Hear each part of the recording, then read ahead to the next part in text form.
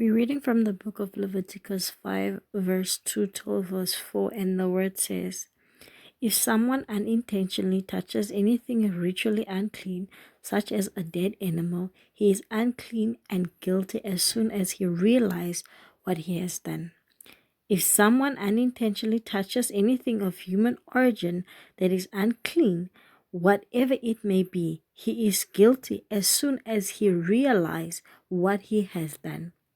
If someone makes a careless vow, no matter what it is about, he is guilty as soon as he realizes what he has done."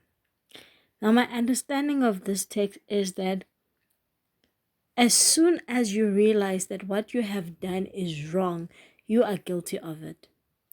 And the dangerous part about this is that some of us go into doing things knowing that it is wrong, fully enabled and fully understanding that what you are doing is wrong, and yet we still do it. We are guilty even before we commit the act.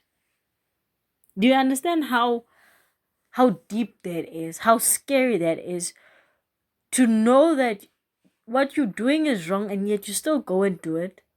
And in God's eyes, you're basically sinning before you have actually done the act, because you know that what you are about to do is wrong, and yet you still go ahead and do it. And there are people that are so disrespectful that want to go to God and pray to God, "God, please forgive me." You fully knew that what you are doing is wrong, and yet you still went ahead and you did it. Do you see how sometimes we disrespect God with our actions and with our thoughts? Sometimes you don't even need to act. Sometimes you just thinking it is already wrong. I don't know how long the line would have been if we still lived in a day and age where God wants us to do offerings of sin. I don't even think that there would be enough firewood to burn the sacrifices that we would have to lay on that altars for the sins of the day.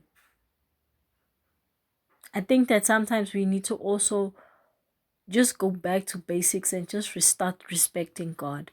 Sometimes it's not just about being obedient and